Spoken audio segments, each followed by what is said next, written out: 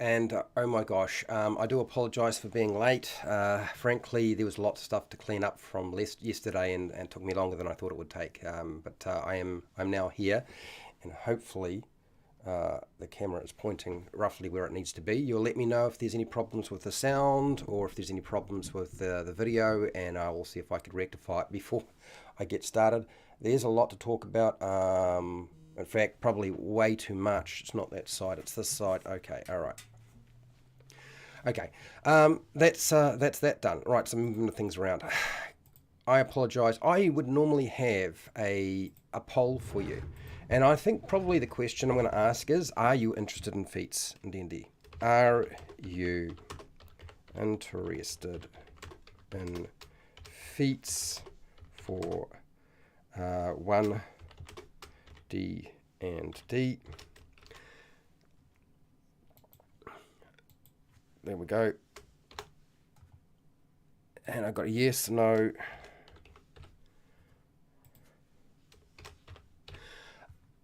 So if anybody who's ever been part of a live stream, they probably know how I feel about feats. I am not a fan. And so for me to actually talk about this is actually a big ask, but I'm doing it because they are changing the game.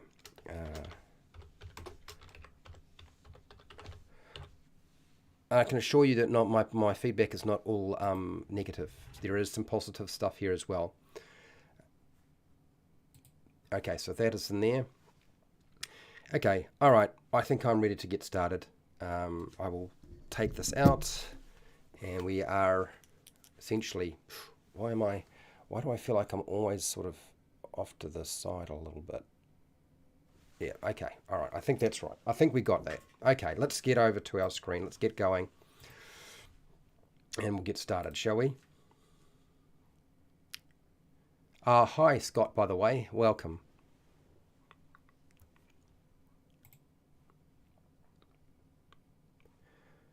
Hi, welcome to HowtoDandD. My name is Fred Weller, and today I want to talk about Dungeons & Dragons, because I usually do talk about Dungeons & Dragons. The topic for today is actually around 1D&D, Unearthed Arcana. I'm going to be talking about the expert classes, and we're looking at the 50 or so feats that they released. These are fighting styles, these are epic boons, and these are feats that are structured for level 4. And there's frankly quite a lot of them. I was actually surprised at just how many there were. And so it actually took me ages to go through and analyze them as best I could.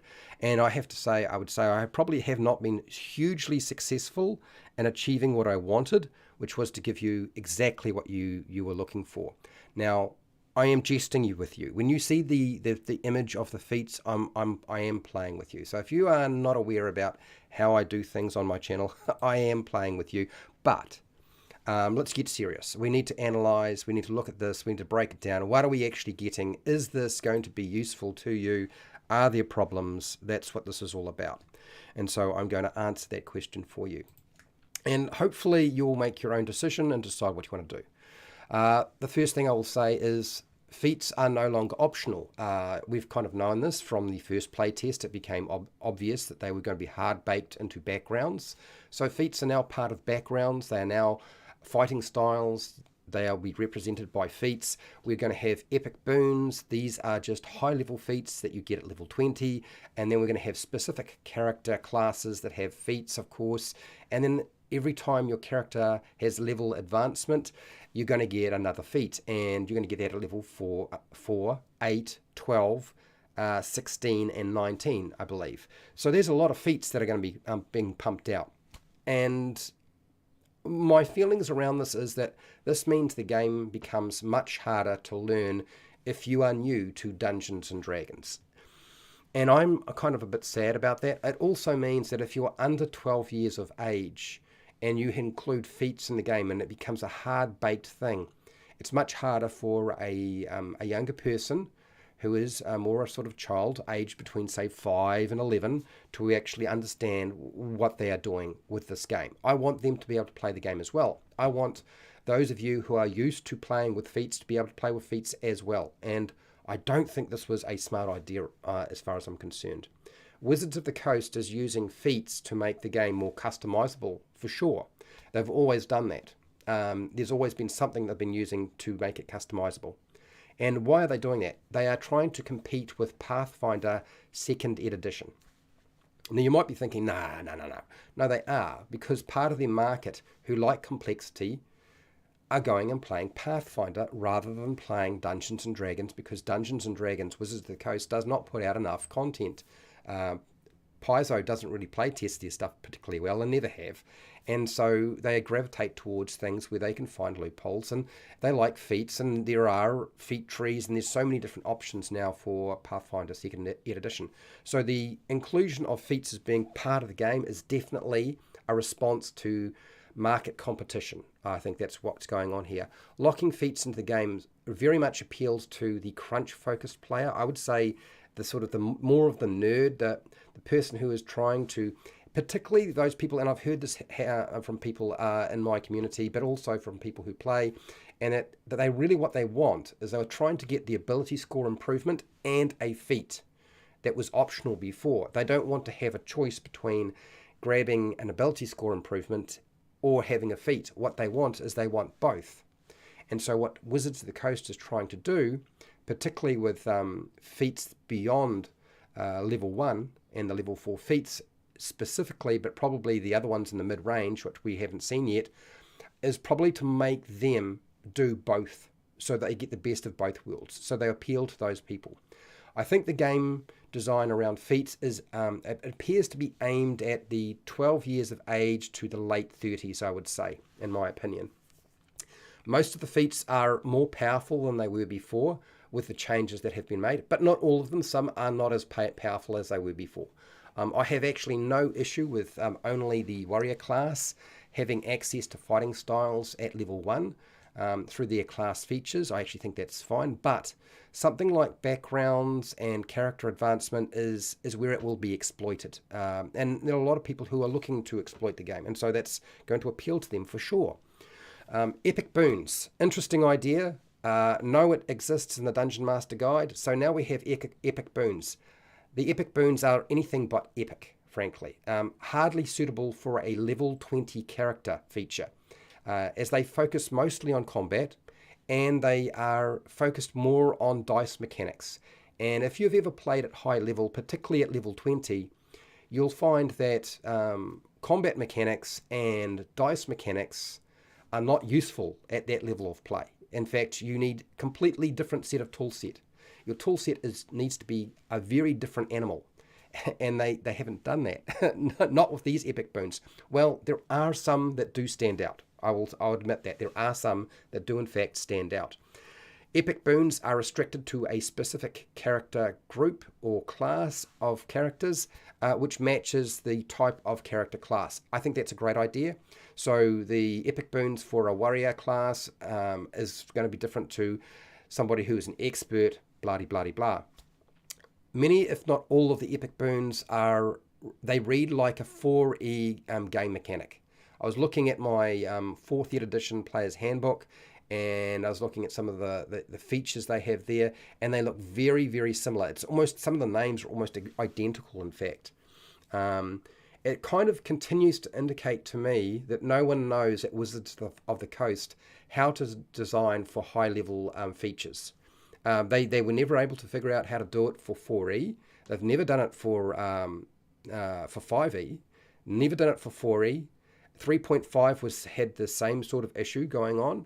And also I noticed too that the 4th level feats, and there's a lot more of them, these are the ones you're probably more familiar with, they're set up to avoid stacking too quickly. So they've definitely tried to make them so that they're restrictive, so you can't sort of exploit them as much as you could before.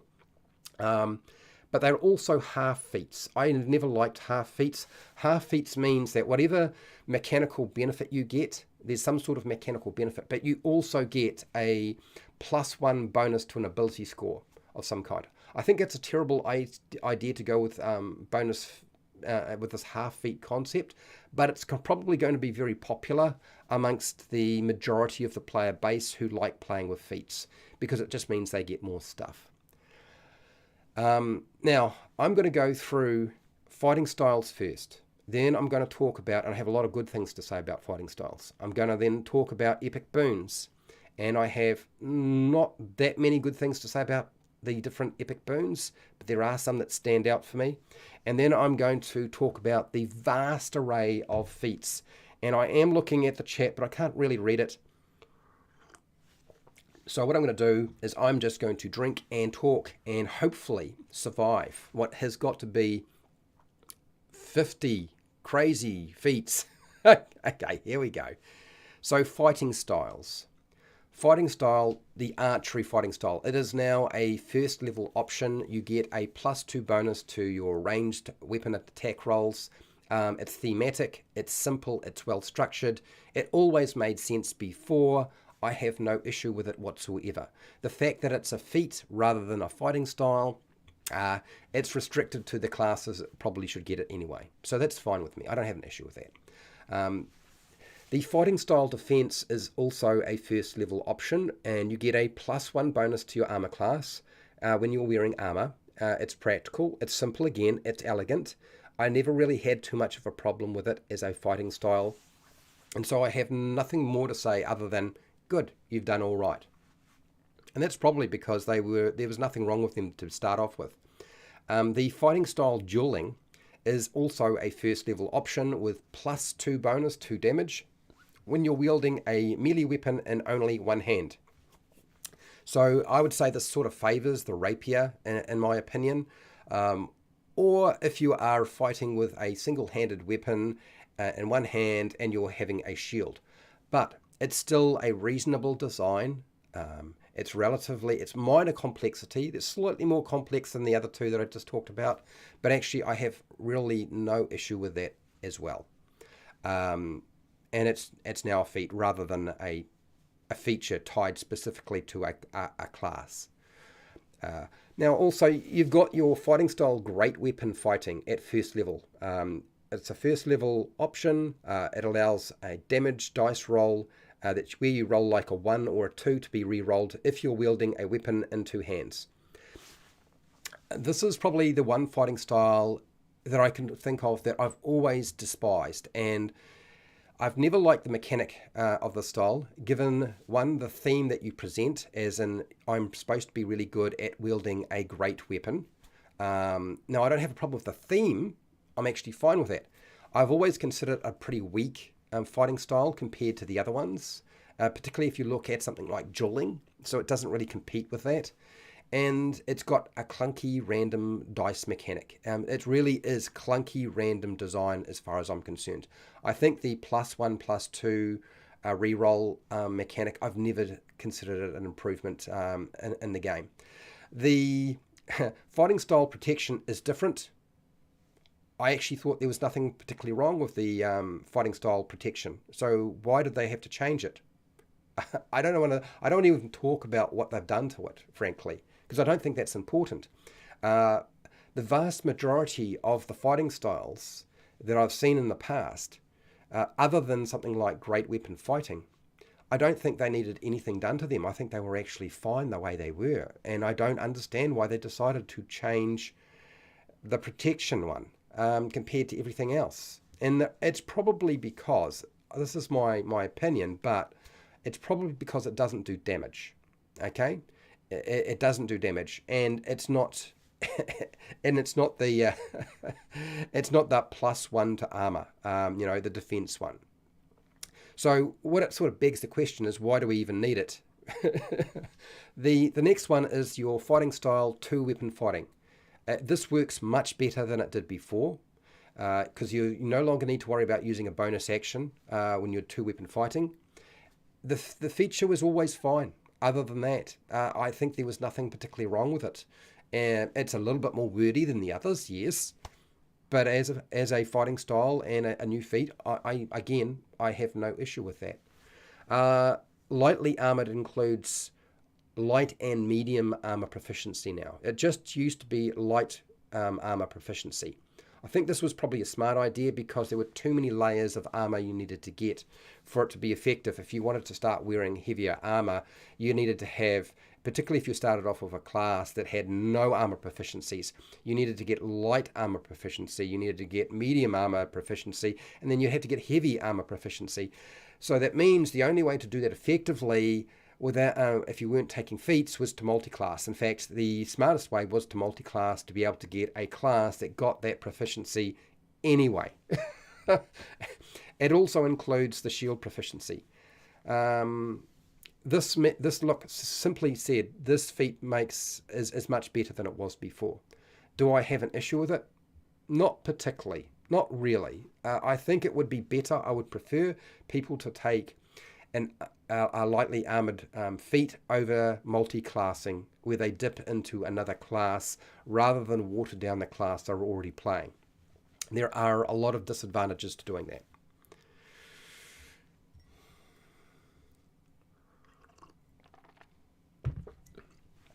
Epic boons. My gosh, who would have guessed they would try to fix the capstone of the character classes? They have attempted to do so. We have the epic boon of combat prowls. Lets you hit with a missed melee attack once per battle. Now, if you've ever played a level 20 character, or you've ever dungeon mastered for a level 20 character, you'll know that this feature is all but pointless. You might consider it overly powerful or something like that, but frankly, it is almost pointless. Why? Because at level 20, anything less than rolling a 1 on your 20-sided dice probably means you hit, because your attack modifier was so high anyway. So unless you're dealing with a really heavily armored creature, which you may or may not be because bound accuracy exists in 5e, the only time that you were really going to miss is if you rolled a 1. And if you're really unlucky, if you rolled a 1 or a 2, you would miss. So this comes up very rarely as a feature. I mean, it's great if you roll a 1 and you missed. Well, now you don't miss, you now hit, and you use your combat prowls. But I don't consider this, and frankly, I don't consider any combat level 20 feature worthy of a level 20 character, and I certainly don't consider dice mechanics worthy of level 20 either, but we'll get more into that. So I don't like this boon. Epic boon of dimensional travel. This really gets my goat, this one. It gives you 1 casting of Misty Step spell after a rest or once per combat or battle.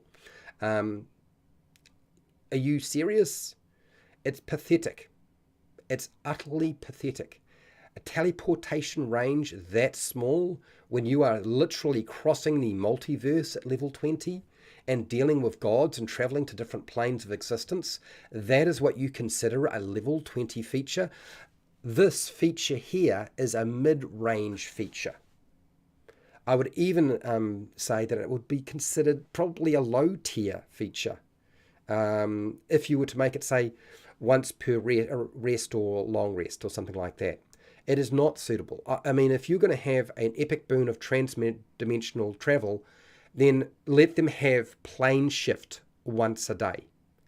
That is a level 20 boon, okay? But not this thing. Epic boon of energy resistance gives you resistance to 1 damage type you can change after a rest. So you can get acid, cold, fire, lightning, necrotic, poison, psychic, radiant, or thunder. We don't see force damage there, and we don't see slashing, piercing, or bludgeoning. But it is energy, so I guess that kind of makes sense. We're not classifying force as an energy type. This seems like a really low-level benefit to me, rather than something you would get at level 20. And I would say that this actually needs to read something like this. Epic boon of energy immunity. Like you literally give them energy immunity to something. But when you select it, you can't change it. I think getting to change it on a long rest is a bad idea. So you pick 1 energy type and you simply become immune to that energy type. That is a level 20 feature. This thing is not. Epic Boon of Fortitude increases your hit point maximum by 40. And when you regain hit points, you get additional hit points equal to your Constitution modifier per round of combat. Okay, all right. Again, they mentioned combat. I don't like this sort of thing when they do this, but let me say what I have to say. Overly complex. It's not a sexy bonus. I mean, it's kind of practical because you get more hit points, but it's not a sexy bonus. It's slightly better than the tough feat, and the tough feat is a level 1 feat. And this is supposed to be for level 20. I don't. Who's going to take this? I mean, it's hard enough to get to level 20 as it is.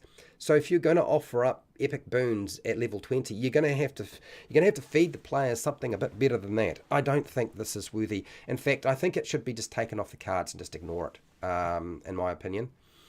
Next, epic boon of irresistible force, or irresistible offense, allows damage to you deal to always ignore resistance. So this is simple design, but the effect is usually achieved by wielding a magic weapon. So most monsters that have any kind of damage resistance, like, you can get past it by wielding a magic weapon. Now, maybe what they're going to do is change the way that monsters work when they republish the monster manual, and therefore magic weapons won't bypass damage resistance. So then something like this would actually be pretty good. But right now, as the game stands, unless they do that, this doesn't feel like a level 20 feature. This feels more like a feature you get before level 5. I mean, the Barbarian gets this thing pretty much coming out the gate, like at low level. And they get resistance to all damage, just about, if you take the right path. So, no, I don't think so, Wizards of the Coast. The epic boon of luck lets you add the results of a 10-sided dice to your 20 or D20 test, or your 20-sided dice roll, whatever it is. Attack roll, saving throw, ability check, skill check, doesn't matter. And you can do that once per rest or combat. This is a dice mechanic. It's slightly better than getting advantage, so where you get to roll 2 dice and take the highest result. And it's not just combat focused, so I can see some benefit, but again, it's still underwhelming. It is not the sort of thing that you kind of consider I don't consider a dice mechanic a level 20 feature. And I would say that this is certainly attempted to branch out and cover more pillars of the game, which is good. I'm glad to see that. But I don't think they went far enough. The epic boon of Night Spirit allows an action to be used in dim light or darkness to become invisible. Now, this is different.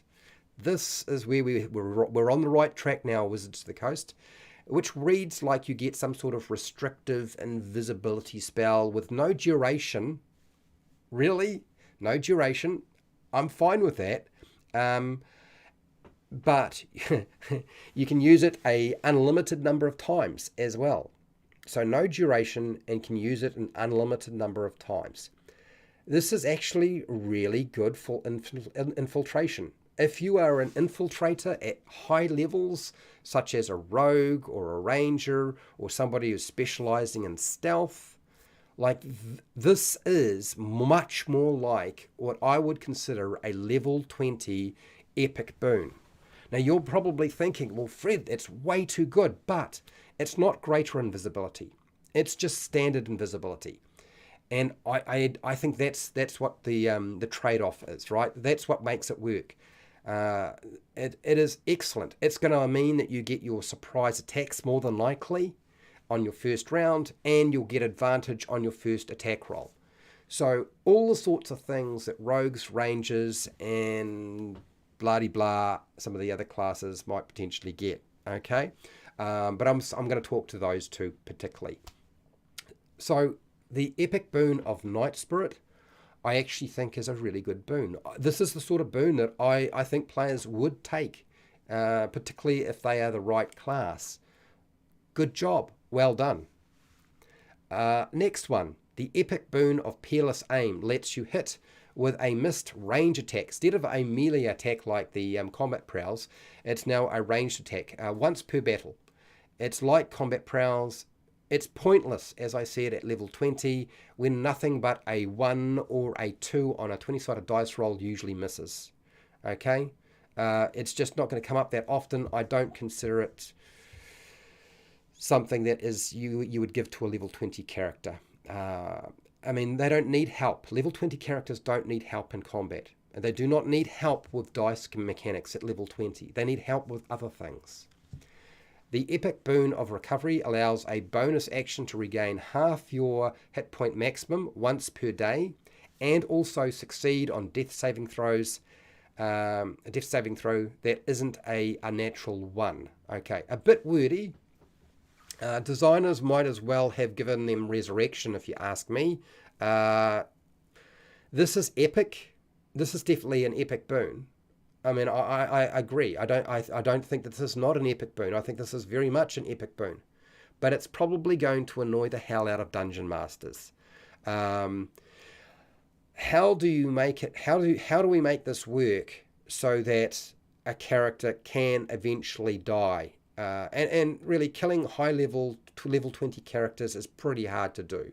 Like you would have to try very hard. You'd have to break all of the guidelines in the Dungeon Master Guide. You would have to completely rework all the monsters in the Monster Manual, and you would probably have to house roll quite a bit as well. So yes, it's epic, but I don't think Dungeon Masters will let it be used in their game. There's the problem. The Epic Boon of Skill Proficiency lets you gain proficiency in all skills. Wow.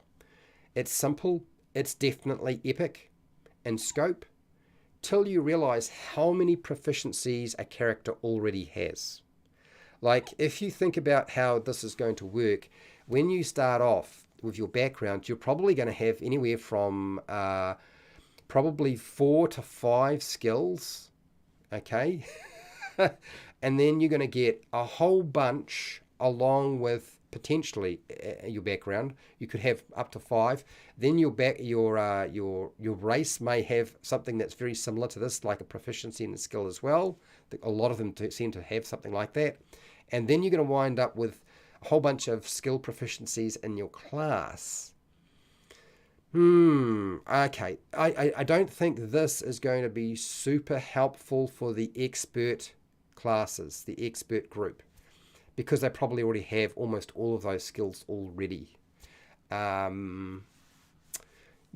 so I would still, I think the concept becomes epic if you widen it out to some of the other classes, the player classes. If you open it up to them as well, then I certainly would consider it more of an epic boon. It's not my favorite one, but it's certainly an improvement on some of the other stuff I've seen. The Epic Boon of Speed increases a character's speed by 30 feet. Simple design, very simple design. I like simple design. I approve of simple design. And yeah, it's actually pretty impressive. I was impressed. I thought that was great. It applies to all the pillars of play. You can use it in combat. You can use it outside of combat. So I don't actually have too much of a problem with this. So yeah, I'll give that one a thumbs up. And this is kind of mechanical in nature. So for a level 20 feature, you keep this one. Epic Boon of Undetectability. This states that you can't be seen, you can't be heard by any means, magical or non-magical, while you are hidden. There's a new hidden condition. So while you are hidden, this is perfectly suited to the expert group at high level, in my opinion, but potentially an unpopular mechanic for dungeon masters, not because it's overpowered, okay? Because having invisibility on all the time, which is one of the boons, right? That's stronger than this. Yep. Because you give away your presence once you make an attack or cast a spell. So that's even if you're hidden, and even if you're using the other one that makes you invisible. The problem is that between perception, investigation, stealth, hiding, hidden condition, obscurity, cover, it gets so complicated that I think that a lot of dungeon masters would prefer that this particular thing disappear, because they will probably wind up with arguments with other players about it, and players, you probably won't benefit by arguing with your dungeon master about this stuff just because it's so complicated. I actually think this is one thing, they don't need this. They already have something else that's actually perfectly adequate, in my opinion. Now, maybe they need to broaden out who it's available to. Yes, maybe this is specifically tailored for the expert group only, and the other one we only want to target it towards casters. That's fine. I kind of get where you're going with this, because it's like invisibility. Yes, maybe that's what's going on here, but I just feel like this is a hornet's nest of problems. The epic boon of unfettered, underfettered. I don't know what the hell does underfettered mean. Lets a bonus action be taken to use the disengage action, which ends the grapple and restrain condition. It's very situational, people. It's combat focused, and I still consider it more of a low to medium level feature. I don't consider this a level 20 feature that you would actually use in your game. Now, I look, so I said lots of very positive things. I don't have any issues with the fighting styles. I have kind of roasted a lot of the epic boons, but there are some that stand out for me as being like perfect. They do well. What it makes me want to do is actually just sit down and make up some of my own epic boons and put them up on Patreon and tell you guys about them on video, because I don't think that Wizards of the Coast has ever been able to figure out how to deal with high-level play, and I still don't think they have quite figured it out. I think they have a couple that are on the right track, but will they stay that way once they get officially released? And how will Dungeon Masters view this? Will they say, well, I'm just never going to run level 20 characters in a campaign because I don't want to have to deal with that? Because it's a hard ask. I agree, it is.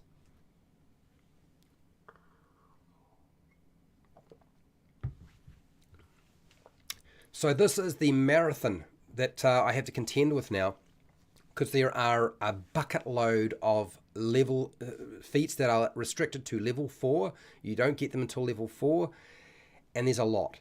And it's basically all of them in the player's handbook that they've gone over. Just about every single one. Not all of them, but just about every single one. And look, if I have to take a break halfway through this, it's because there are like 30-something of them. I think there's at least 30. The ability score increase is actually now a feat.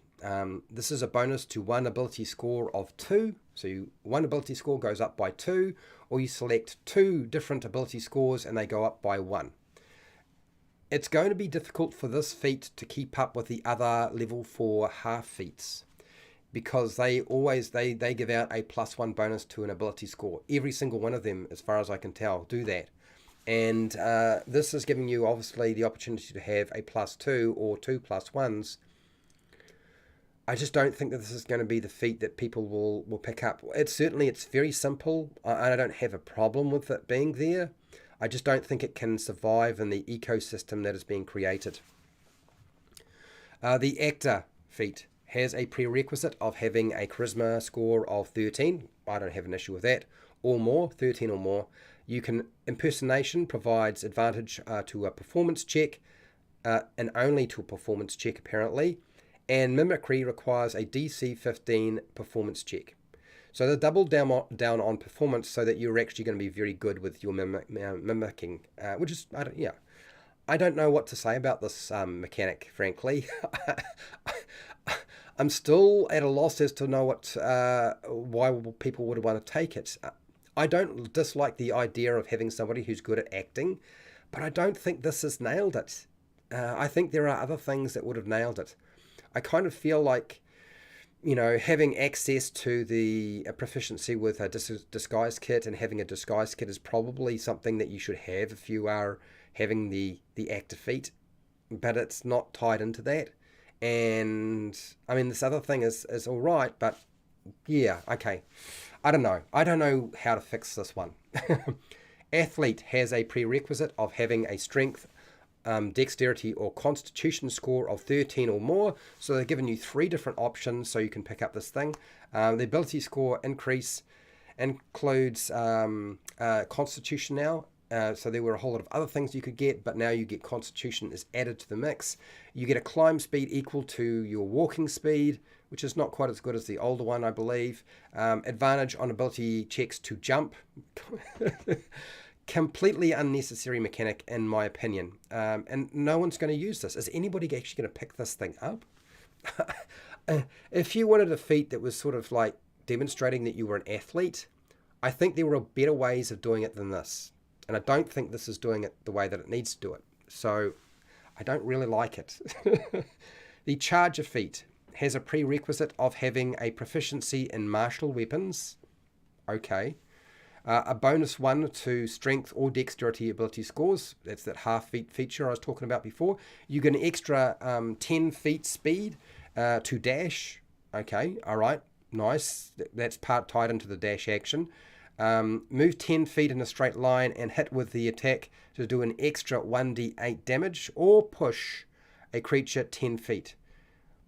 Core blimey. Look, a lot of people, almost nobody used to take the Charger feat. In fact, my own group, the Dungeon Master, has let us all take the Charger feat because nobody takes the Charger feat. This is very complex. It's better than the old version. I still don't think it's doing what it needs to do. Yeah. I'm not sold on this one, frankly. But yes, it is definitely better than the old one.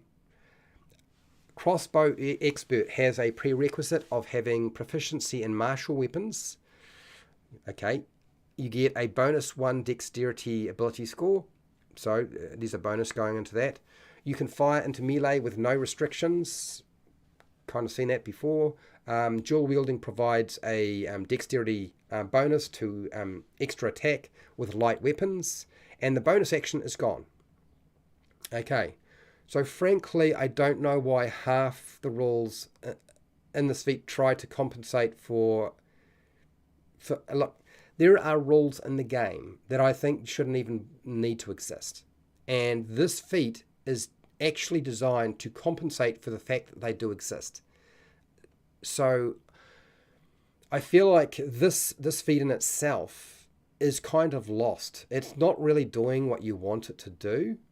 And I'm not entirely sure what it should do, but I feel like it's a reaction to a whole lot of mechanics that really balls things up in the first place and made things difficult. I've always had an issue with having disadvantage on ranged attacks when somebody's in melee with you, because if you think about it, if you have a gun and somebody's up close and they have a melee weapon, you can probably shoot them without too much trouble, okay? If you have a crossbow, now it's not a gun, but a hand crossbow or a crossbow, you can probably shoot them pretty easily, and it won't be that hard to do if they have a sword and they're right next to you. They're probably not going to be able to stop you from doing that. Yes, it might be a bit more difficult if you have a short bow or a long bow, but given that you have to prepare your arrow in advance, I'm just not sold on that whole core mechanic in the first place. I don't know. I feel like it should have been a variant rule, and the Crossbow Expert tries to circumvent that little problem and give you a little bit extra. Defensive Duelist has a prerequisite of having a dexterity score of 13 or more. It's essentially the same, but it grants a +1 bonus to your dexterity score. This always attempted to duplicate the idea of parrying reasonably well. I actually think the Defensive Duelist did a pretty good job. It's hard to figure out how to do that. But it's also been boosted as well. So if it was something that you liked using before, you're probably going to like doing it more because you get that +1 bonus to dexterity score as well. It does mean that all your monsters are going to wind up getting weaker and weaker as a result.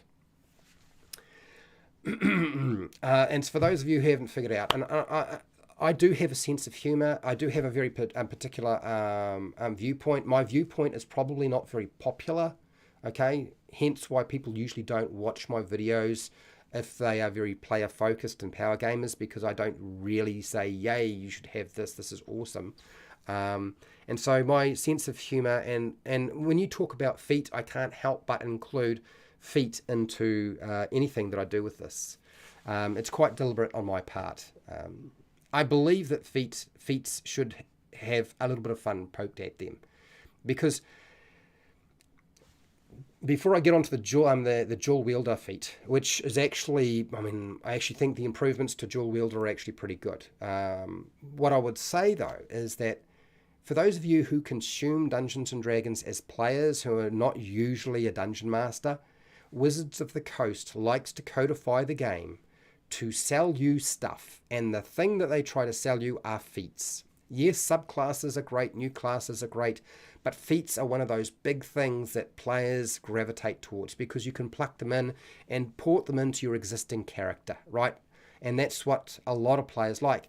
So for them, it's money. And so Wizards of the Coast always makes just a raft of feats. Some are good, some are well thought out, and some are like overpowered, and some are just shit, just to get your money. They exploit you if you hadn't figured it out. This is one of the reasons why I hate feats, is because I know what it's doing to you. Anyway, dual wielder has a prerequisite of having proficiency in any martial weapons. Lets you two-weapon fight with one light weapon in one hand, and you can have another weapon in the other hand that isn't light, which is kind of cool. And the +1 bonus to AC is gone. Like if you thought you had that +1 bonus before to AC, gone. Now it grants you a +1 bonus to your dexterity or your strength score. You choose. You can draw and stow a weapon feature.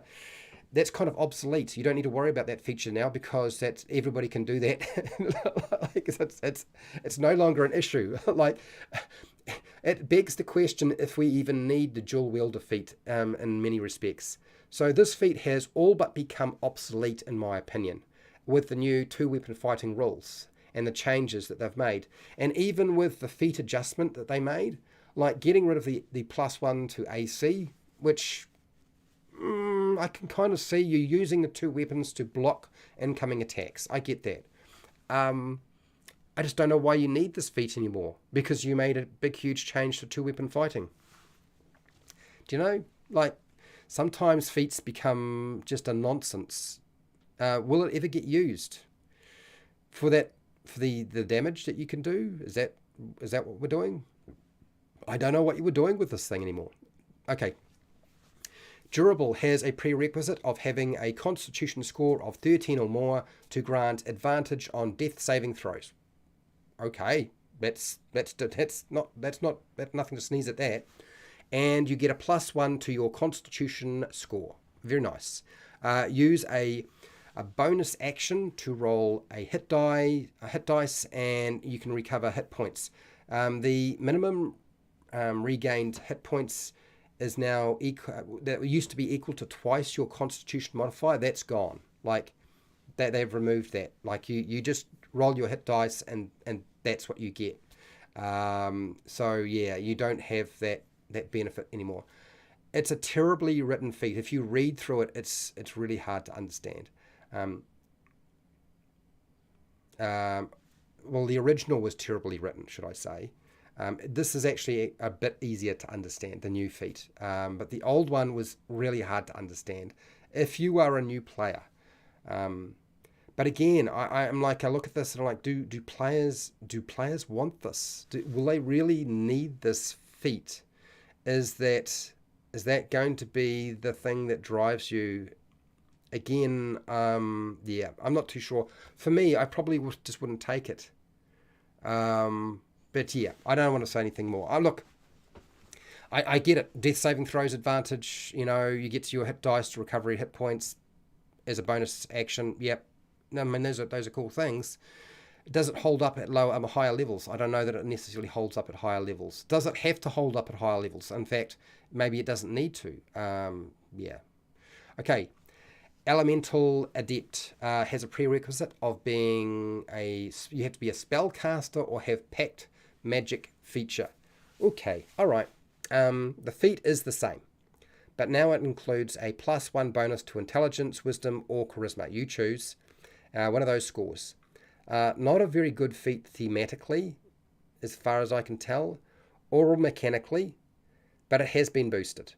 So it is stronger than it was before. Grappler. Okay, if there's any feat that I despise the most, it's the grappler feat. So be warned. I mean, a lot of these things I don't have too much of an issue with. Like they're there as options. But the grappler feat, it pisses me off no end. Grappler has the prerequisite of you need to have a strength or dexterity score of 13 or more to allow you to grapple and do damage with an unarmed strike once per turn. So you grapple and you do damage. The pin option is gone and replaced with a +1 bonus to strength or dexterity score. You choose, okay? The reason you're getting strength or dexterity is because strength and dexterity are going to be more around unarmed strikes, I believe, in the future. The feat has always been very complex, the grappler feat, and it's still complex. I would say the best aspect of the feat was probably the ability to pin your enemy and restrain them. That feature to restrain them, that's gone now. That was probably one of the outstanding aspects of it. And yet now we've got the damage and you can grapple them. They have changed the way grappling works. So, I mean, I suppose that means something. But here's where my biggest issue is with the grappler feat. And why I despise it so much. Experienced martial artists, and I trained up to level 3 third dan. So third dan black belt is what I achieved before I got too old. Okay, experienced martial artists, people who fight doing judo, mixed martial arts, karate, whatever it is, where you actually are involved in grappling somebody to pin them, to throw them, or anything like that. No, this feat should not exist. Do you know why? Because it should be part of the monk's talents and features. It should not be a feat. It should be something that monks do well. Because if anybody knows anything about history, a little bit of history, World War II came around. We had the martial arts. We had Kung Fu. We had karate in Japan. We had Kung Fu in China. There are other martial artists in other parts of the world as well, such as Malaysia and the Philippines and blah. Okay, India. But a lot of the really popular things, the big focus on Kung Fu, but particularly karate. Karate, you would learn everything. You would learn how to punch, kick, grapple, throw, fight with weapons, fight without weapons, against people with weapons, like you did everything. And then World War II came along and the Japanese and the Chinese thought, well, Westerners can't handle learning all this stuff all at once. We need to break it up into little pieces. And because a lot of people who were taking that knowledge over to the Western society didn't learn everything, because you had to go to another country to get your black belt. Okay, my mentor had to go and get his black belt in Japan. They broke it up into pieces. This feature, this grappling nonsense, should be something that monks do without having to use a key point, people. It should be part of their martial arts skills. Right, I've had my wine. I will try not to be as horrible about other things.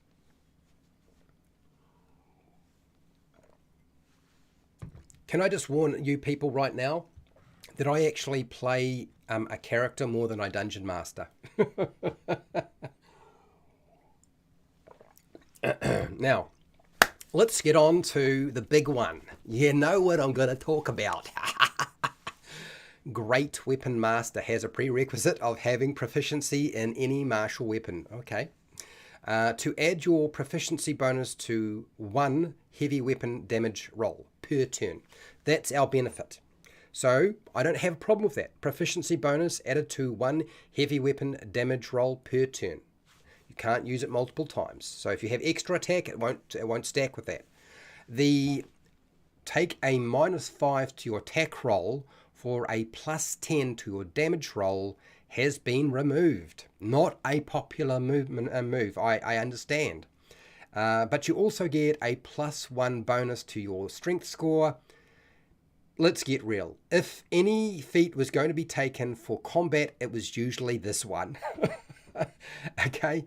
It's about time this very overly powerful feat for combat got nerfed. I'm not sad for it to happen. It needed to happen. And we had too many people who would just run around with this feat and nothing else. And yeah, the feat is still a good feat. It's just not as good as it was before.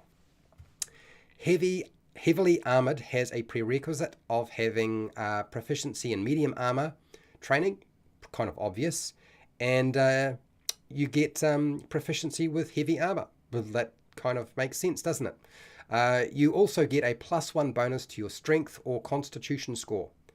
Basically, it's the same feat, but nothing in that the players will generally want to use. I would say you very rarely take heavily armored as a feat. Normally, you just multi-class. And I mean, that's reality. I've seen people take it as a feat, but you usually just multi-class and not do this. Maybe they'll change the rules around multi-classing and you won't be able to do it that way. Heavy armor proficiency has a prerequisite of having proficiency in heavy armor training, and you get damage reduction equal to your proficiency bonus rather than a 3. And the non-magical restriction has been removed. So in other words, it doesn't matter what type of damage. It could be magical, could be non-magical. Your damage reduction is going to work. Now, at low levels, you're only getting a +2, but it is actually going to get better pretty quickly and for the majority of the life of your character anyway. Certainly in the just above mid-range, once you get a +3, you're on equal par. And after that, it's just gravy, isn't it? So it's actually not bad the way it's been structured. Does it make sense? A very slight improvement in design, I would say. It might result in people actually using it where they really didn't in the past. I mean, I very rarely would see people take heavy armor mastery. It did happen, but it was like in a blue moon.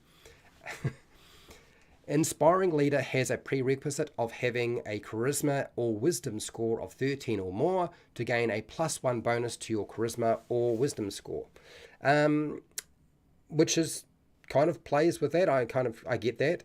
I know some people don't understand why we would include wisdom, but it doesn't have to be just charisma. I think inspiring leaders can be charismatic, but you can also have people who have they just respect you because you are so wise and the advice you have given has been so good in the past. And I think that's what it's trying to duplicate.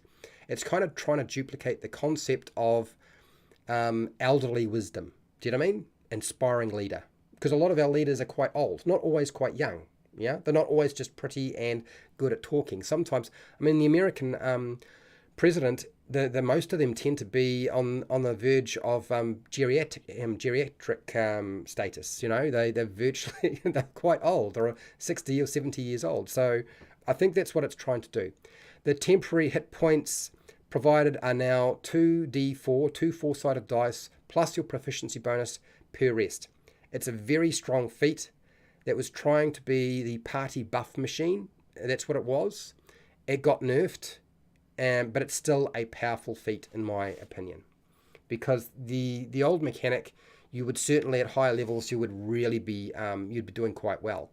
Right now at lower levels this is going to be far more beneficial to you rather than at higher levels. I think that's compared to the old feat. Do I have an issue with this? I like the concept behind Inspiring Leader. I always expected Inspiring Leader to mean that you would get followers that would follow you rather than that you would give out temporary hit points. That's just me. But okay. Keen Mind has a prerequisite of having an intelligence score of 13 or more. Okay. To perform the new study action as a bonus action. I don't like the study action people that they put out. That's a bonus action. I don't like it at all. You gain proficiency in one of the intelligence skills or expertise in the skill if you already have it. The direction sense is gone, which people used to laugh at that one for good reason. It's still an awful You don't know the time of the day. Apparently, your ability to figure out the time of the day or when the sun rises or sets is not quite as good as it was before, because that's gone. And the perfect memory feature, which a lot of people picked up so that they didn't have to remember everything and take notes, that's gone as well. I know of people who take the keen mind feat just because they struggle to remember or take decent notes, and so they use that to metagame so that they can get their character to remember stuff they should have written down or should have remembered that the dungeon master told them. I never considered the feat any good. It's still an awful feat because not because of what the feat was trying to do or what it was trying to do in the past so much. I just think it was a little bit lost. Now it locks down monster knowledge checks to this feat. Okay, because nobody's going to use their action to make a monster knowledge check, which is kind of what we're looking at for the future of 1D&D. But now, this thing, if you want to make a monster knowledge check to figure out more about it, you don't want to use your action because you want to use your action to make an attack or cast a spell, right? But if you have this feat, now you can use your bonus action to make a monster knowledge check with a study action. Okay. All right, Wizards of the Coast. You are funny. Okay, Mage Slayer has a prerequisite of having proficiency in any martial weapon. For a messy option or list of options. And there's a lot going on here. Advantage on saving throws versus spells being cast in melee range. Okay. A type of legendary resistance mechanic once a day, as far as I can tell. And you gain a +1 bonus to your strength or dexterity score.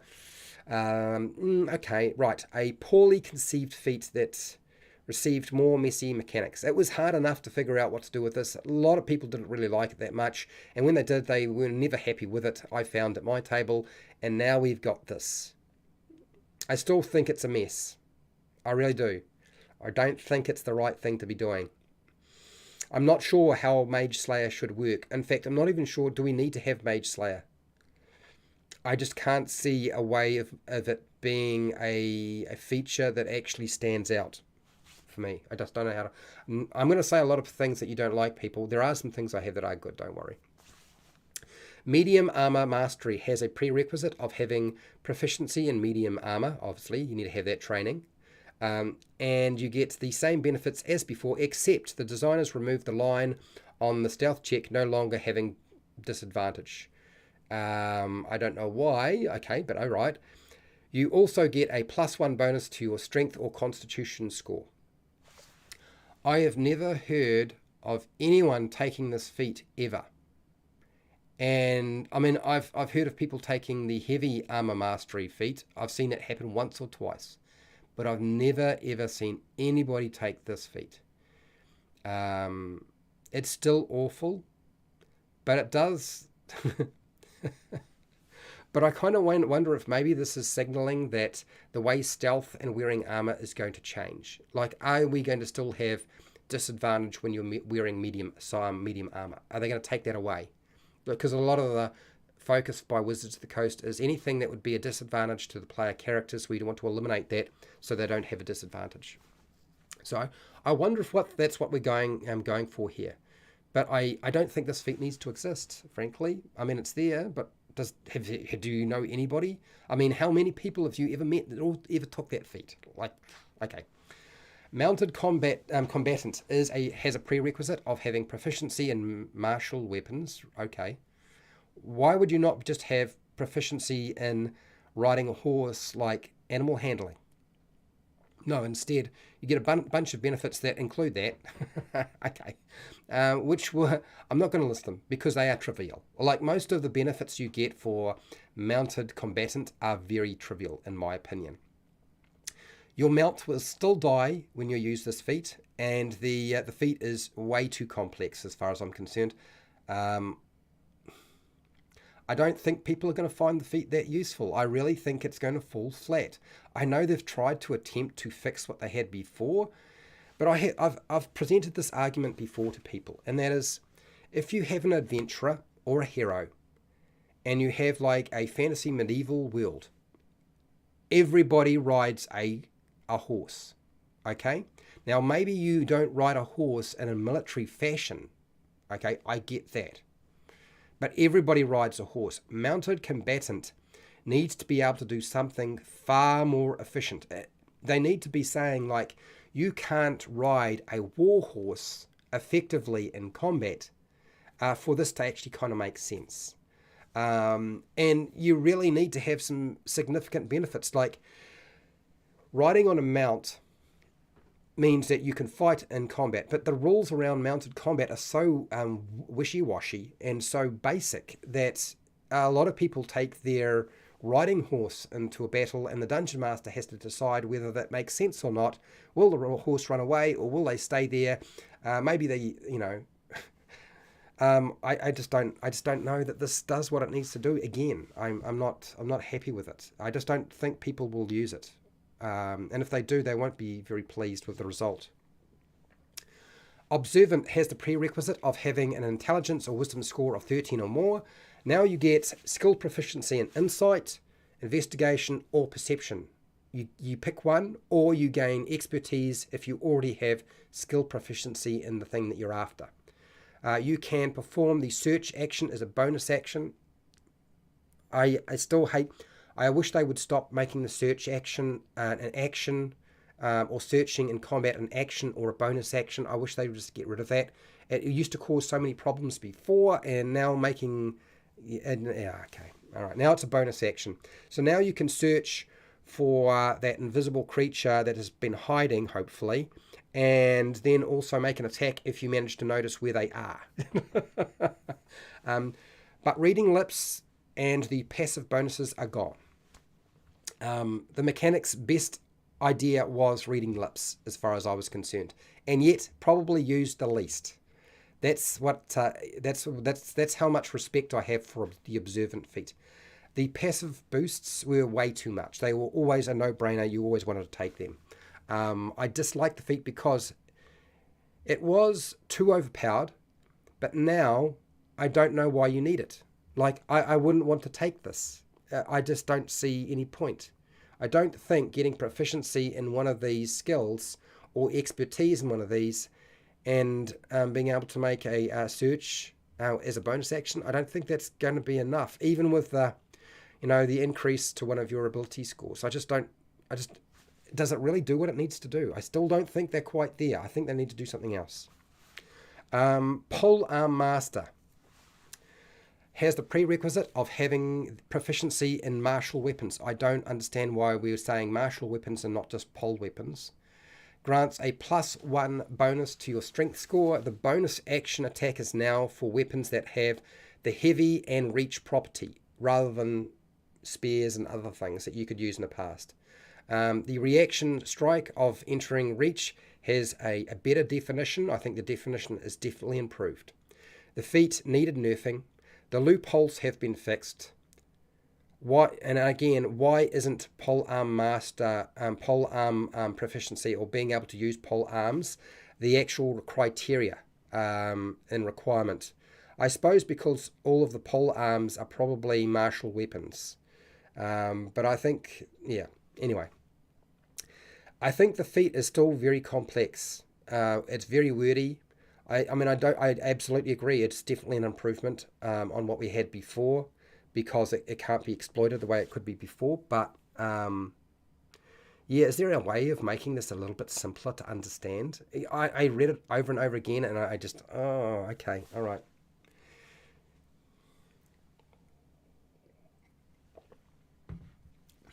Okay, next feat. Resilient had no changes, and I'm all right with that. I actually didn't see any problems with that feat at all. So that's all I have to say about it. Ritual Caster has a lot of changes because of the changes to ritual spells and how they work. And the new description is just as complex as the old one. I was reading through it, and I was looking at the old one, I was looking at the new one, and I was like, oh my god, I don't understand why we need this feat anymore. If they've changed the way that feats work in the game, was it necessary to actually have this feat at all? And I don't think it was. I actually think we could have eliminated it. And that's actually a good sign. It means that the core rules of the game are actually working the way they need to. And opening you up to more things you can do. without having to have more mechanical rules. Sentinel is mostly the same, except the 5-foot restriction has been added. There wasn't a 5-foot restriction before. Now there is. The Pole Arm Master and Sentinel feat combination has finally been shut down. For those of you who have played as a player and seen people come up and the first thing they want to do is get Pole Arm Master and the Sentinel feat and combined it to shut down, and they can literally shut down a dragon, a giant creature, a colossal creature, doesn't matter what size they are. It's finally been shut down. I'm actually impressed that Wizards of the Coast had the balls to do this. So well done. Well done. I don't think it's going to be popular. I think the surveys will roast it to death. But I think it was the right thing to do. Sharpshooter has had a similar alteration as the Great Weapon Master. Most of the feat is unchanged except for one mechanic, and that is you can take a -5 to your attack roll for a +10 to your damage.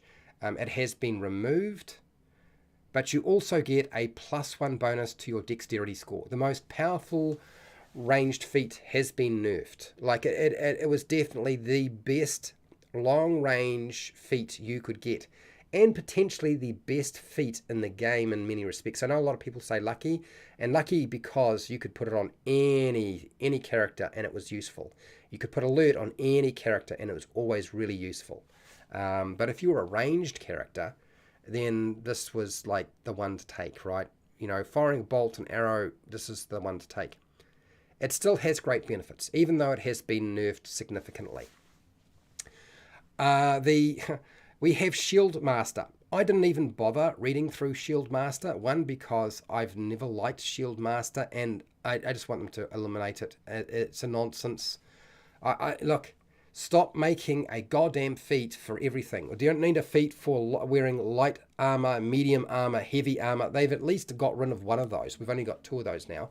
And shields, like, just tie the shield mastery into the heavy armor mastery. Do you know what I mean? Like, just tie it together. It doesn't need to have a separate one. Or make the shield master concept, if you're going to use it for attacking and stuff, just make it something that is part of the fighter features. Like, it's probably much more suited to somebody who is a fighter or a paladin. But I think probably the fighter, in my opinion. Skulker, I'm not even going to talk about Skulker. Why? Because it deals with passive perception. I mean, they've changed what they're doing here, yes, okay? But we're dealing with passive perception, perception checks, investigation checks, obscurity, cover, stealth, hiding, the hidden condition. It used to cause arguments at the table. I still feel like it will cause arguments between players and dungeon masters. Just sort out your stealth mechanics, people, and forget about that feat, because you still need to do a little bit of work on it, because people are still going to get confused. And maybe you'll never be able to eliminate that because that aspect of the game is so complicated. I agree. But focus on the things that matter, and that Skulker feat is not important. Not the way that it's written, anyway. Speedster is the mobile feat with some changes. It's in disguise. It's the mobile feat. It has the prerequisite of having a dexterity or a constitution score of 13 or more. Why? Okay, sure. Can I just say that out of all the feats in the game, the mobile feat was fine. It was fine the way it was. I don't think they needed to change it. I don't know why they bothered changing it. It didn't need to be changed. It was fine. Spell Sniper. Can I just say, I'm not even going to mention Spell Sniper. Spell Sniper should not exist. Just tie in the concept of Sharpshooter to Spell Sniper. Just merge them into one. Okay? So whether you use a bolt, an arrow, a ranged spell, it doesn't matter. You can use that feat in some way. Okay? And that's to deal with the extra range, eliminate that range penalty that you have, and to get through cover. Like, just sync the two together, please. And then Warcaster really, to a large extent, I feel like Resilient does a lot of that anyway. I don't know that we need to talk about Warcaster. I mean, they made some changes, yes. But again, it's one of those things where, I mean, we don't need a feat for brushing our teeth or wiping our bum or putting a coat hook on a wall. We don't need to have a feat for sharpening our weapons or figuring out that leaves help give us cover. Right, weapon training has no prerequisite, and it was the old weapon master feat. Now you get martial weapon proficiency rather than 4 individual weapon proficiencies, which was always a joke. Simple mechanic, a forgettable feat that got a lot better. Will people use it? Much more likely to use it than they were before. Much more likely now. So I think ultimately the level 4 feats, there are some that are actually fine the way they are. I think the vast majority still need a lot of work. I think that there are only less than a handful of the epic feats are all right the way they are, and the rest need reworking. I think almost all of the fighting styles are perfectly fine, apart from I don't know why they needed to worry about changing the protection style. Frankly, I don't think it needed to change at all. I think they've done a pretty good job by just sticking with what they had. They were all good. Okay. And then, of course, I have a particular view and perspective of feats, and I want people to have feats in the game, but I want them to be impactful, and I want them to make sense, and I would like them to include feats that aren't always combat focused, because you will have noticed that the vast majority of these feats are all about combat. There are apparently 3 pillars of play, but we're going to spend most of our time catering to the people who want additional benefits and bonuses that are revolving around combat rather than the other aspects of the game.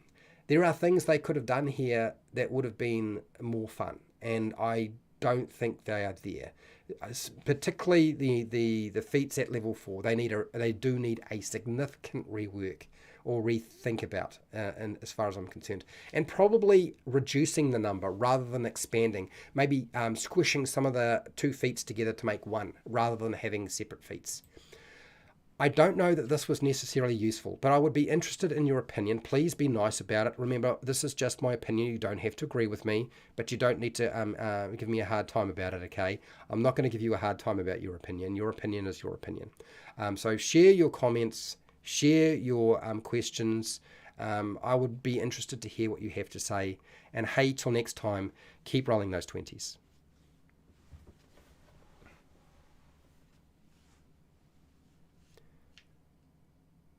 Oh, Ben, you are so right. I'm coming back. Now, I've been talking for way too long, I know. All right, so I've been talking for almost an hour 20. But we will go through the chat. I'm going to try to be really quick about this. I am totally aware that I have probably done this way too late in the whole grand scheme of things. But I would also like to point out that I would like to go through and comment in the survey, and I want you to actually respond in the survey. You don't need to agree with what I have said. I'm just hoping that what I have mentioned has made you think a bit more. Anyway, let's have a look at the poll. Are you interested in the feats for 1D&D? Yes, 57%. No, 10%. Undecided, 14%. Just watching, 19%. Okay, that's 19 votes. Okay, so there is a lot of power creep. Now, I can't apparently go right to the top of the chat. So if I can't see your comment, somebody said something about monsters were too soft already. And now, yes, your monsters need like a total overhaul to be able to keep up with these feats. If you're going to hard bake feats into the game, and they're going to be able to do more than essentially a +2 to 1 ability score, or 2 different ability scores get a +1, then to be able to keep up with what they're doing, they're going to have to make monsters significantly more powerful. I think they're going down the slippery slope of disaster. The disaster is you have a lot of people who want to play the game and nobody wants to dungeon master for it. Okay, or the only people who will dungeon master are people who are being paid and will charge you money. And the only way you'll get your game is because you're willing to pay between $20 and $40 or $50 to play for 4 hours or 2 hours or whatever they charge. Okay, and I don't want the game to do that, because that is actually essentially what happened to Dungeons & Dragons 4E. 4E did not die because it was a very heavy grid-based game. A lot of people wanted to play the game. We just couldn't find anybody to dungeon master when I was running it in the stores. Nobody wanted to do it. Okay, Dungeons and Chronics. Hi guys, how's it going? Hello Seeker, how are you? So the problem is, the more monsters you throw at them, the harder it gets. If the response is the Dungeon Master has to keep adjusting the game because the players are getting more powerful, that's not the right response. Something has gone wrong. Okay, that is not an argument of, and I'm not giving you a hard time. Anybody who said that, I'm not giving you a hard time, but that's not a response. Having to make the monsters more powerful to compensate, I can guarantee that Wizards of the Coast will not make the monsters powerful enough to deal with any of these features. Not a chance. If you've seen Monsters of the Multiverse, and I will do a review on Monsters of the Multiverse, you will notice that none of them are anywhere near powerful enough. I know my group would cut everything to pieces with no trouble. Okay, the sorts of things that I have to do to my monsters to make them keep up with the players, sometimes I still can't do that because they got too much going on. Hello Scott, how are you doing? There are always workarounds, but as I said, you should not have to be working around this as a dungeon master. Do we really think that the new generation of dungeon masters want to find themselves with this huge workload? I just don't think it's going to be. I'm a SmackDown person, yes. I didn't SmackDown on all of them.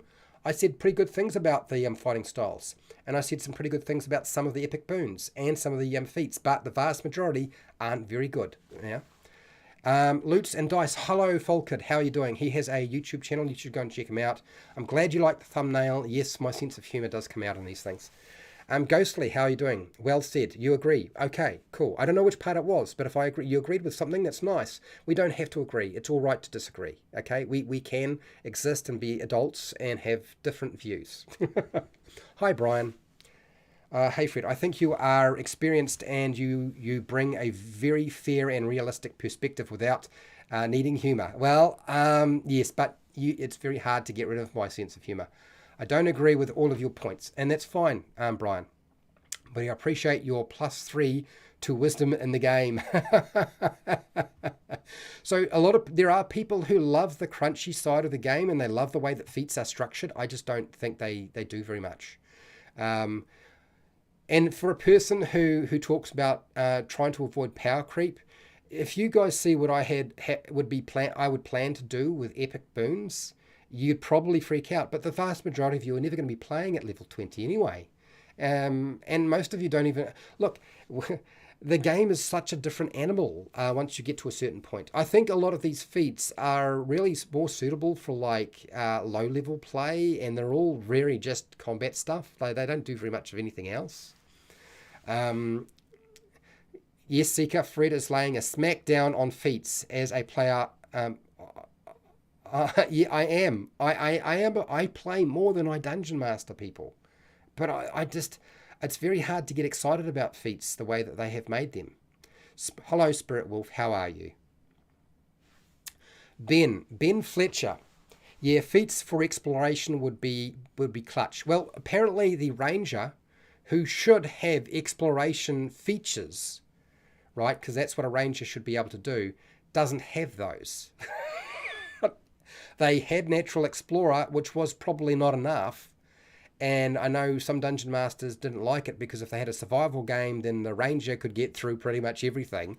But yeah, exploration would be something we could focus on a bit more. And they haven't. It's hit more often, do more damage, and a funky dice mechanic. And that's what our feats are, essentially. Yeah? That's not what the game needs to be. It actually needs something else. It needs something substantial.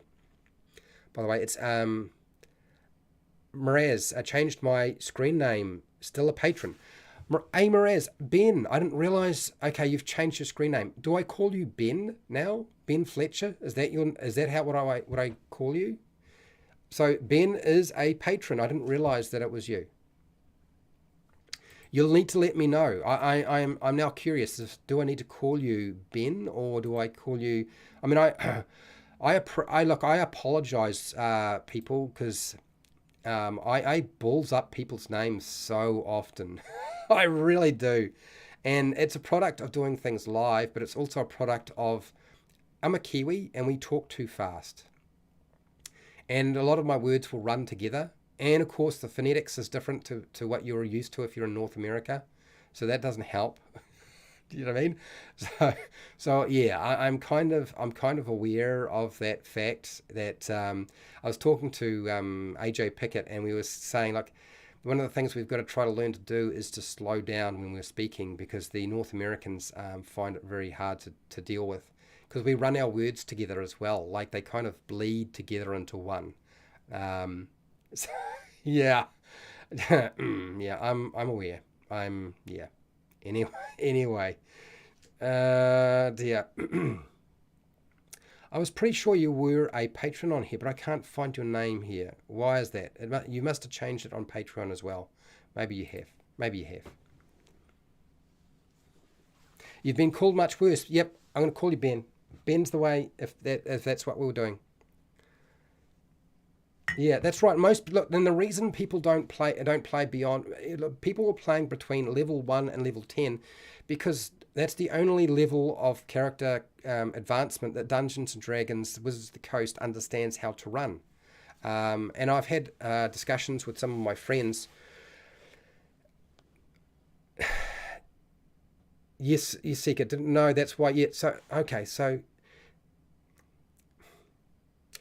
there's a misconception about why Dungeons and Dragons 5e was not popular. But yeah, one of the problems is, so I used to run games in stores.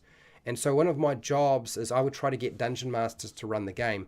And I started running games in store under 4e. So we had D&D encounters. That was the first time we had D&D encounters was under Dungeons and Dragons 4e. And so I see a lot of the mechanics from 4e bleeding back into the game. And unfortunately, a lot of those mechanics undermined the dungeon master's ability for their monsters to do what they needed to do, which was be challenging and scare the bejesus out of the players. Not just the characters, but the players. And to make them interesting enough. And certainly a lot of the 4E monsters were interesting, but sometimes they were so complex you would forget everything because there was so much going on. There was too much going on. Now 5e, there's not enough going on and they don't do enough. They don't do enough damage. They don't have enough hit points. They don't do anything interesting. They bite and claw and that is it. Or they slap you to death. Why does a zombie slap you to death? It's ridiculous. So yes, so what happened is there was in the game stores under 4E, public games. People would come in and they would see the game and they'd say, nah, that's not for me. I don't want to play with maps and miniatures. So that part of the community didn't like it, the game. But there were a lot of young kids who loved the game because it was easy for them to understand at low level. Not at higher level, but at low level. Because you got these cards and you just use the cards, you read off the card and you played the game. The problem was, once you got beyond about level 4 or 5, as a dungeon master, you were miserable. It was so hard to keep track of all the conditions. It was so hard to keep track of all the different abilities the player characters could do. They could synergize with everything. And so the game store consisted of, in a small game store in New Zealand, would consist of 14 or 15 kids, usually no adults, and nobody wanted to dungeon master that game. And so we would talk about, well, maybe what we do is we get them to play all fight against a dragon, or we get them to do some one-on-one PvP, because we don't have a dungeon master, but if they play one their character against another character, then at least we can play some sort of Dungeons and Dragons, since there's nobody to run the game. And I can't run a game as one dungeon master with 13 or 14 kids. It's insane. So that's what killed it. And so, yeah, we had lots of people who wanted to play the game and no dungeon masters wanted to DM. Because, I mean, by the time I got to level 13, My players were so happy with the game. They were just excited as. They had all these feats and powers and features and talents and blah, blah, blah, blah, blah. And I was going insane and was ready to give up on RPGs full stop. And literally my decision was, I've had enough. I'm going to go and play Star Wars Saga. Yeah, that's what happened to me. And the rest of the Dungeon Masters didn't even show up at the shop anymore. Like, there weren't anybody.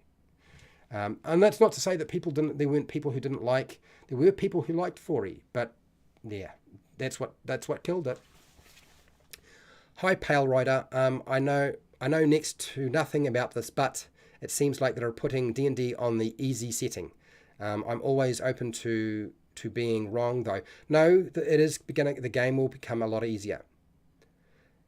Yeah, max level you've played is level 11. I have Dungeon Master to level 20. I've played a character to level 16. I think that's the highest level I've played a character to. But I've Dungeon Master to level 20.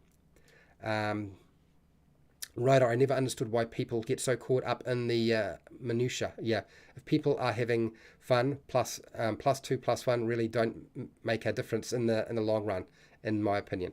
Yeah. Yeah, it's not just about fun. I think I don't want. Yeah, encounters still existed, and I was running games for Dungeons and Dragons 5e under Adventurers League. The Adventurers League didn't come out till Dungeons and Dragons 5e. We just had D&D encounters before that. Yeah, that's right. So D&D Encounters, which is a 2-hour session, became Dungeons & Dragons Adventurers League, where you would play for either 2 hours, and it was still called D&D Encounters, or you could play another adventure, and they would have sessions that would run for 4 hours.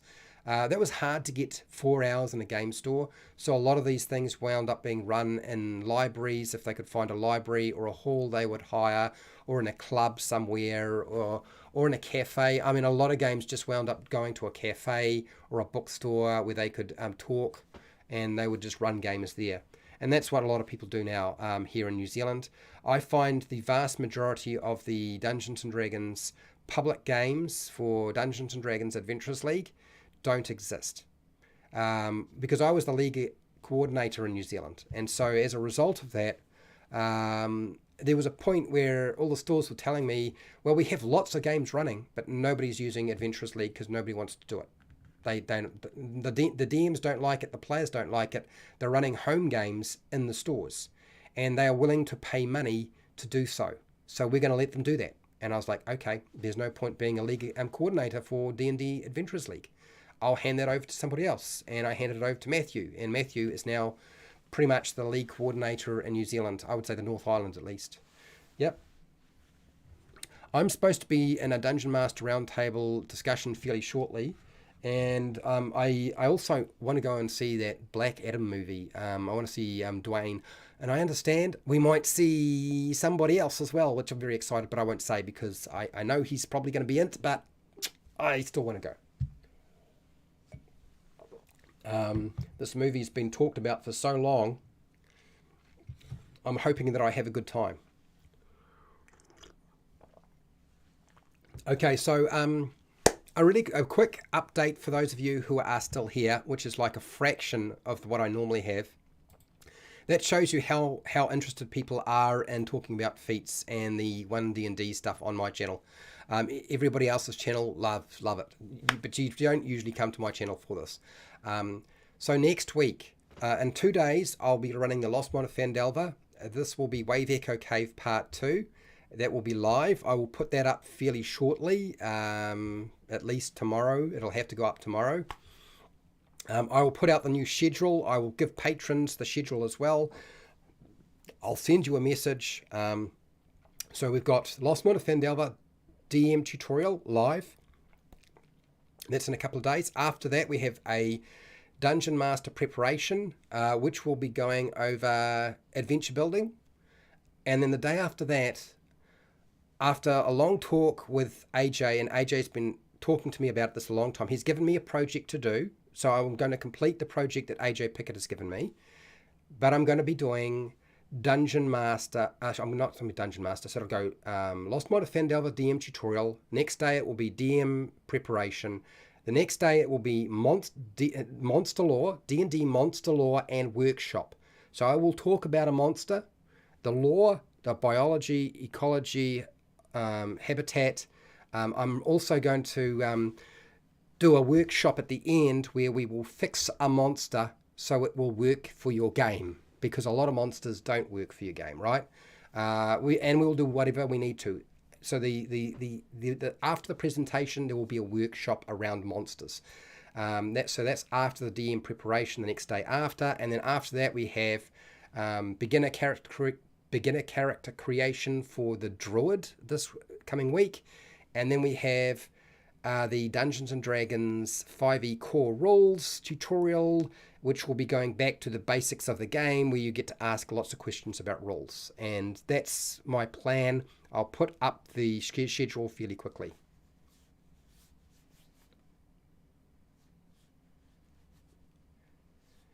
Thank you, Pale Rider. Sweet, sweet, sweet. So yes, now next week, as part of my feature, after all of that, those 5 things. Now, just to bear in mind, the monster lore aspect is my excuse to talk about monster lore, because that's more of an evergreen topic, and I like talking about monster lore a lot. And I don't know that people understand why I put it on my channel, but I really like talking about it. But the intention is to give you as Dungeon Masters an opportunity to tinker with monsters and kind of have a workshop every week, because you can't have Dungeons and Dragons without monsters. And so I really felt like we had to have something that narrowed right down onto that one. So I've made it will be an ongoing thing. Every week I will talk about a different monster. Every single week. How the hell will I keep up with this? I don't know. But I'm going to give it a go. Okay? But yeah, next week as my feature, same day and time, I'm going to do the survey, which will probably take me forever. Because there's a lot of stuff to cover. But at least I've thought about everything and I've got my notes so I can copy and paste. Anyway, let's end this poll and end the circus that I've created. I'm going to apologize now to anybody who felt like I roasted the Feats, but sometimes things need a roasting. So I just want to thank all of my patrons who support me on Patreon. I really do appreciate it, and they get a lot of stuff up there every week. It's like far more than I can keep up with, unfortunately, at times. So yeah, thank you very much. Now, thank you to everybody who shows up for my live streams, particularly today. And I want to thank everybody who's been watching the replays of my live streams. I do appreciate it. It's great that you do that, because YouTube doesn't seem to necessarily like live streams that much, or at least people aren't always interested in 2 hours of me talking blah, blah, blah, blah, blah. So I appreciate that. And for watching my videos. So wherever you are in the world, whether it be the morning, the afternoon, or the night, or the wee early morning, please look after yourself, your family, and your friends. Be nice to your neighbours. And hey, till next time, keep rolling those 20s.